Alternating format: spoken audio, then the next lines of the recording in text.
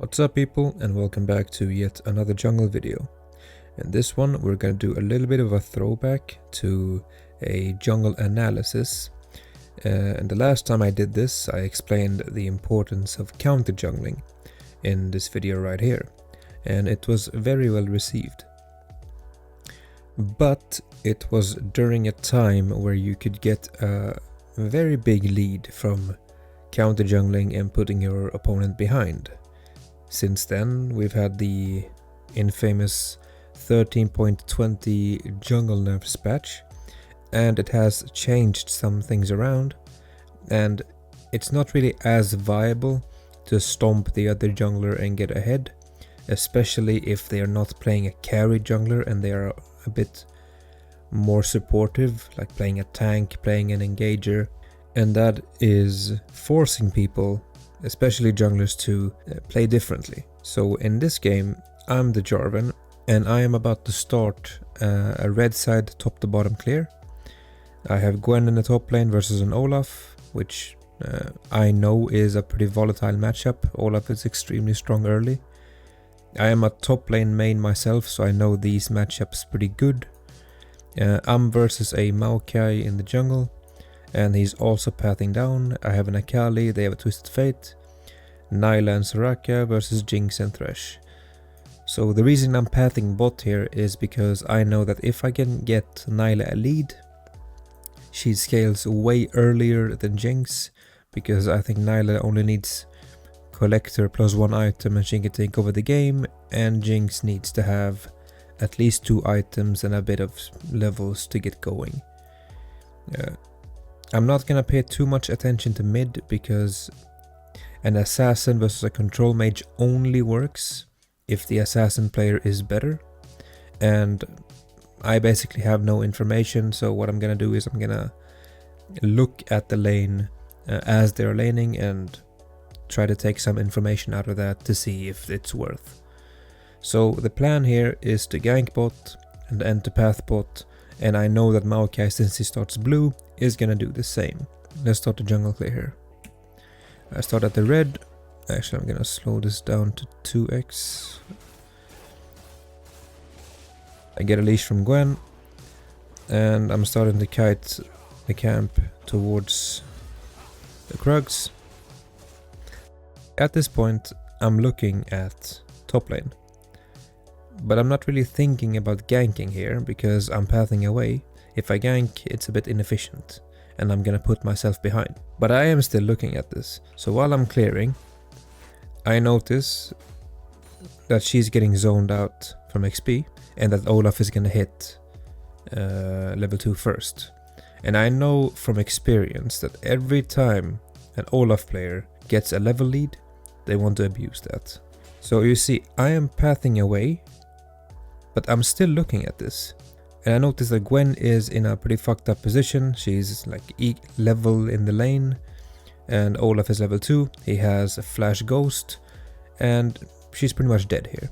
And I can't really have an Olaf that's fed running down my game, so I have to invest in this. So even though I know for sure that I'm gonna put myself behind here, if I can get this kill, which we do end up getting, I think, basically on the hair, we end up blowing both flash and ghost from Olaf, and Gwen gets a kill. If we take a look at the gold, she has 1060 gold, this guy has 730, and no sums. Now, what most people don't recognize is you're not playing for bot anymore. You're playing for top. Because you're behind in tempo. Look at me, I'm here. I've taken 2 camps. Maokai has taken 3 and is about to start his 3rd. So if I just keep clearing, he's gonna reach this lane before me. So I need to skip this camp. I could have done wolves, but I start looking for the blue instead. And Maokai is just clearing.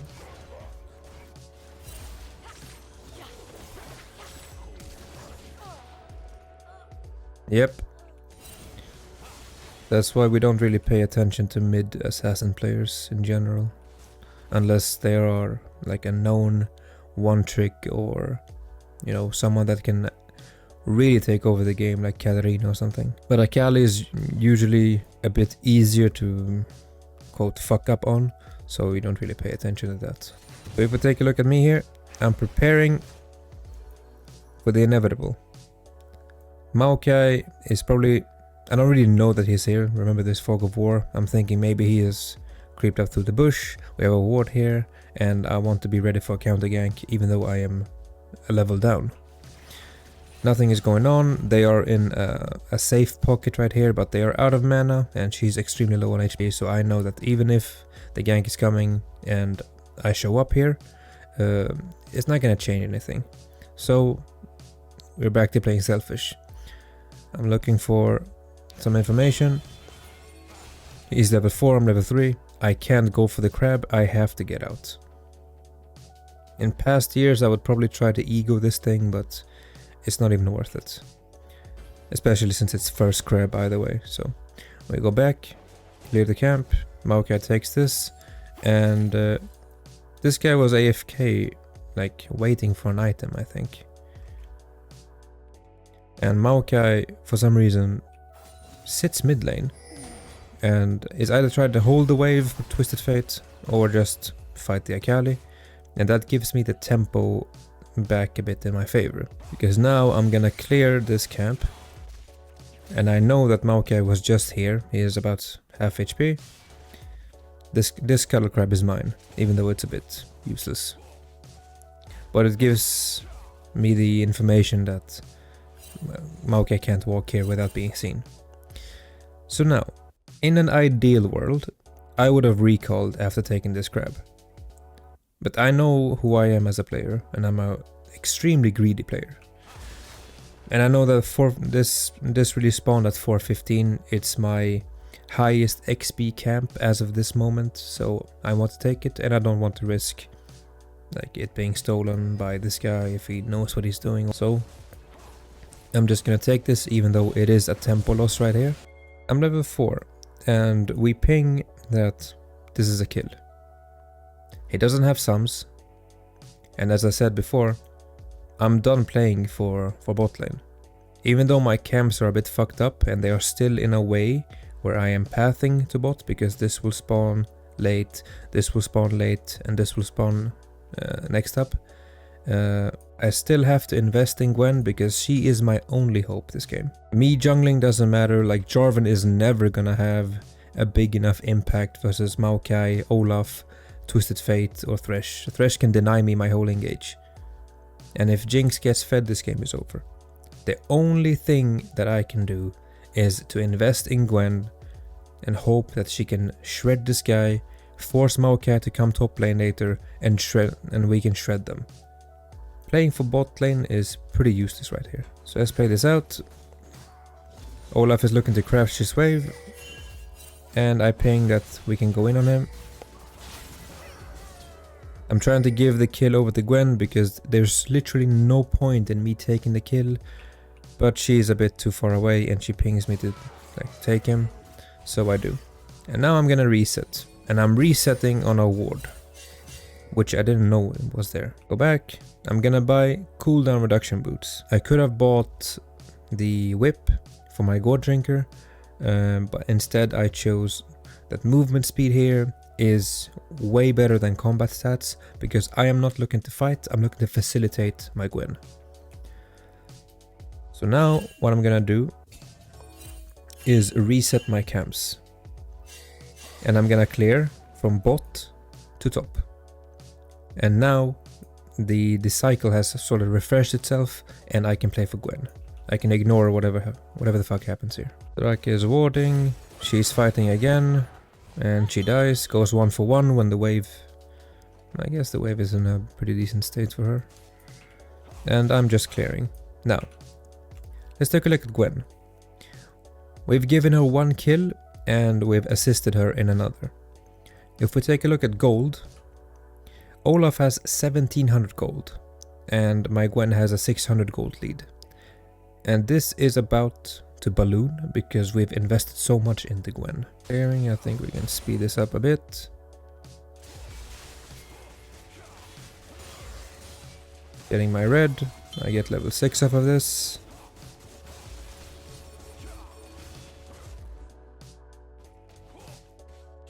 And I get level 6. They are fighting right here. Doesn't really matter. I noticed this rock ult healing me a bit. And I'm thinking, okay, Gwen is looking to like get the Olaf as he's coming back. I don't know that this guy is here. I start doing my Krugs. And then we notice that Maokai is looking for Gwen.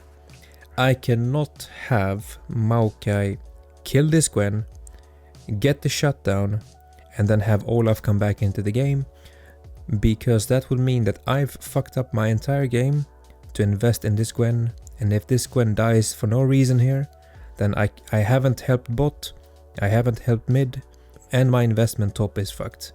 So I drop the camp. It's never worth the 2 to 3 seconds to finish this, especially if she dies. So what's gonna happen is we're gonna fight this out. I'm basically trying to kite as best as I can. Using my flash, I don't know what the fuck that was with EQ. Gwen gets the kill on him. I get a triumph heal. I use my W shield. And we get a double kill. Now, Gwen's lead was 600 gold.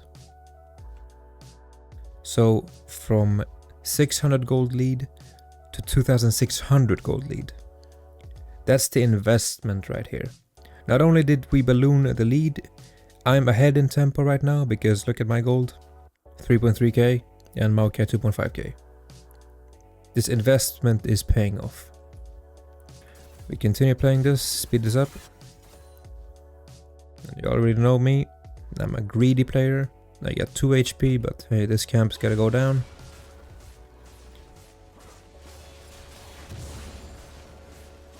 I recall after this. Gwen is a bit greedy here for 1 plate. It would have been better if she reset. And I come out on the map again. And I'm the same side as Maokai. But in theory, this game is over.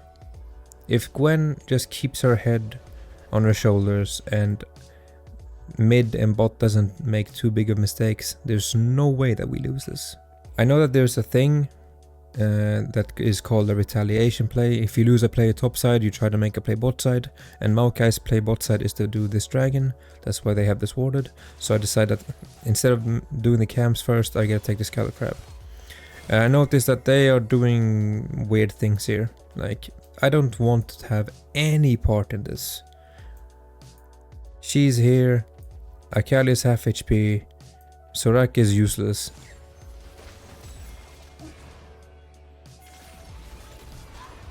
Jinx is here. This is looking like a pretty fucked up situation. So, I dip out. They've won bot lane here. Me staying for this dragon and fighting this out is a really bad decision. Even though people might spam ping you like, go try to steal it, go try to steal it. If you die here, it's over. Like, even if Gwen is ahead, it's over. Like, we're at the point where Olaf is right here. He can't even lane. So Gwen is getting a lot of shit for free right now. And I just do what I do. I'm pathing topside again.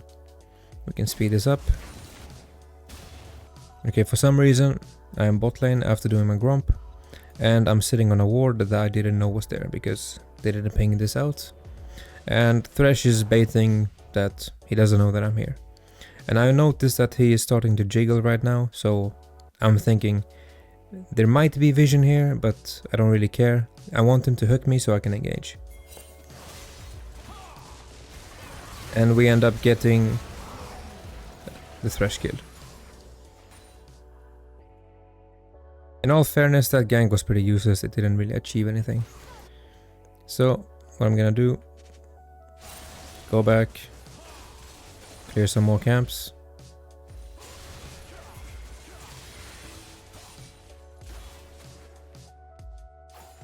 And Maokai was seen on a ward. And just like the previous video where I did an analysis, if the jungler shows on one side of the map, you take something from them on the other side. So that means Rift Herald right now is mine, totally free. They Twisted Fate ulted me, they know that I'm here, but they are still fighting here. And I see Maokai. So, you know me, greedy player. Maokai is here. All of his camps are mine here. His entire top side. I know that Olaf is here, but I'm not really afraid of him. I'm the same level as him. And even in these jungle nerfs where solo laners are level 10, junglers are level 8, this guy is basically my level. I'm gonna take the entire top side from Maokai, and I'm gonna use the Baron Empowered Recall, or the Rift Herald Recall. And let's take a look at gold again.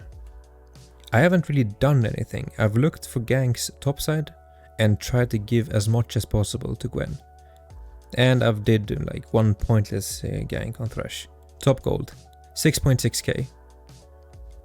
And Olaf gold, 3.3k. She's basically an entire item ahead if they both spend all their gold. And I have a lead of 600 gold, which isn't a lot, but again, I'm not trying to be ahead, because me being ahead does very little. I'm trying to facilitate this Gwen.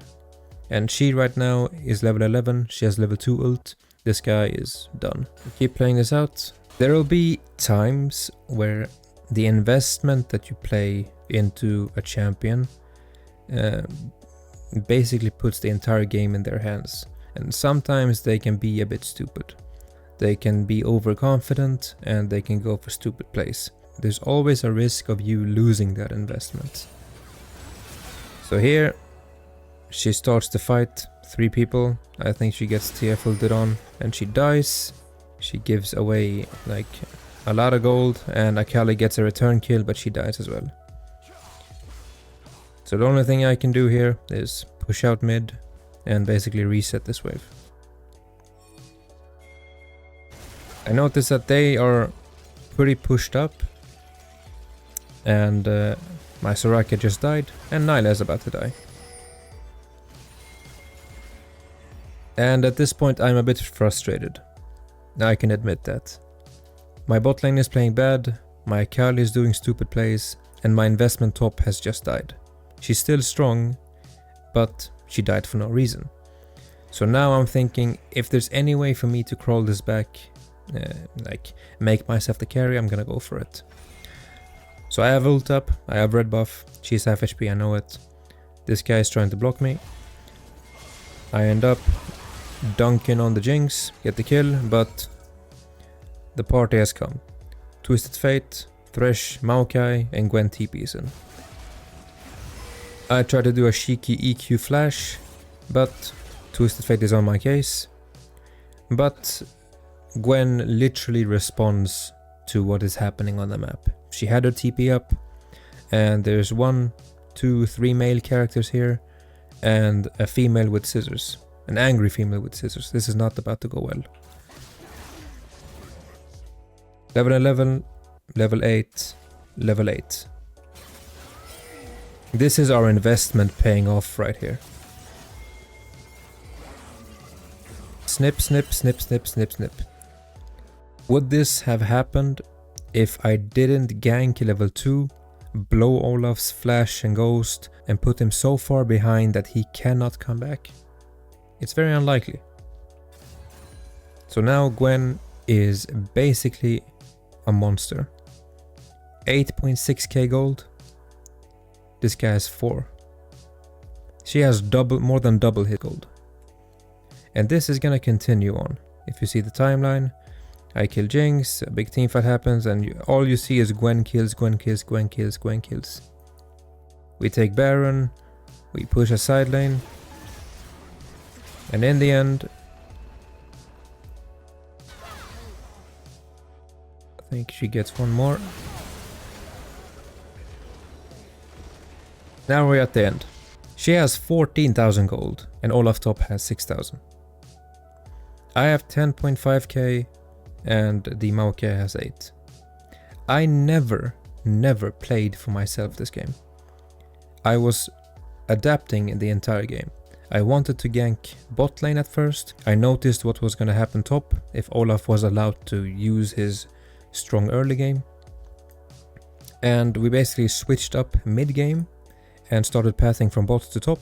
And every time they wanted to make something top to shut this Gwen down, I was there. Saving her from disaster, even though she made an int play here in the mid game, she made up for it in this fight right here. So what this video is more about is, if you notice, and this comes with game knowledge, I know what Olaf is. As I said in the beginning, I am a top laner. I know that if he doesn't get a lead, he is useless. So I am willing to put myself behind in order for Gwen to be ahead. And that is, I think, a playstyle that is currently meta. It's why we see Rammus in the jungle. It's why we see Maokai in the jungle. And it's also why all these carry junglers are doing pretty badly right now, like Rengar, Kha'Zix, whatever. They're playing for themselves and they are hoping that they can carry. When you can just pick something that, like Jarvan, like Rammus, like Maokai, and just invest into a strong laner, and hopefully they just carry you as the game goes. You just have to be there to answer the return ganks from the enemy jungler and hope that you can win that. So this was it for this video. I know that you enjoyed the last game analysis video that I made. Hopefully you learned something in this one, and I will see you next time. Goodbye.